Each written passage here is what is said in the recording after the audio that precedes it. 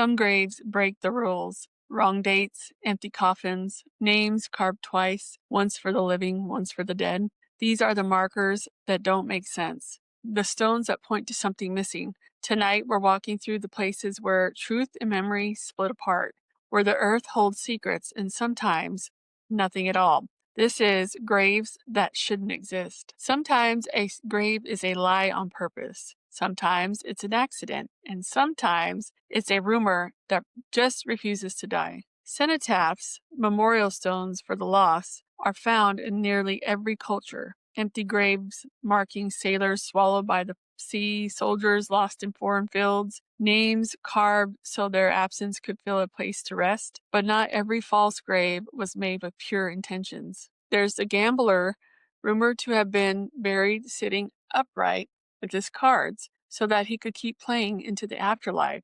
Though some say the casket was empty, his friends keeping the bet going in secret. A priest, terrified of damnation, demanded his tomb be built above ground, claiming the devil could only take souls buried in consecrated soul. The parish obliged, but no one ever saw the body go in. And then there are those quiet, unsettling errors. Death dates carved wrong. Children marked as dying before they were even born. The kind of mistakes that linger long enough to feel intentional. They say the dead can't lie, but their stones can. False graves attract real ghosts. Maybe it's the grief, still looking for somewhere to go. There's an empty monument by the sea for a sailor lost by a storm, but locals say a dripping figure in sea-soaked clothes still stands beside it, his boots leaving wet prints that dried by the morning. Some say he's searching for his own bones. Others say he just came back to the only place that remembered him. In a small town cemetery, a headstone was built for a missing child.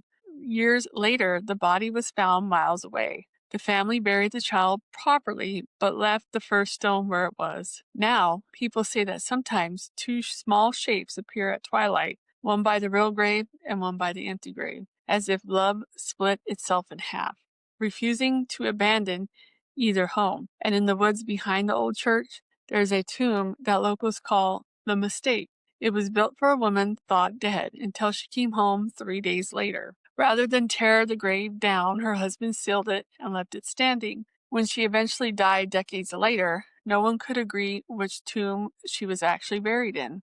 Visitors swear they hear two sets of footprints when they walk by, one behind them and one waiting ahead. These stories get to me because I think graves that shouldn't exist are really feelings that had nowhere else to go. You can't bury grief, but you can give it a headstone. Fear, guilt, hope. They all need a shape, and sometimes that shape looks like a grave.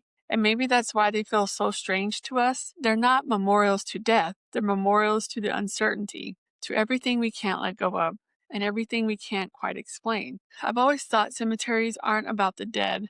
They're about the living, our stories, our mistakes, our desperate need for meaning. Every false grave is a confession. Every empty coffin is a question whispered into the dirt. And sometimes the ground whispers back. Not every stone tells the truth, but every stone tells a story someone needed to believe. And maybe that's what keeps the ghost close. The idea that being remembered matters more than being understood. Until next time, stay curious and always, always stay haunted.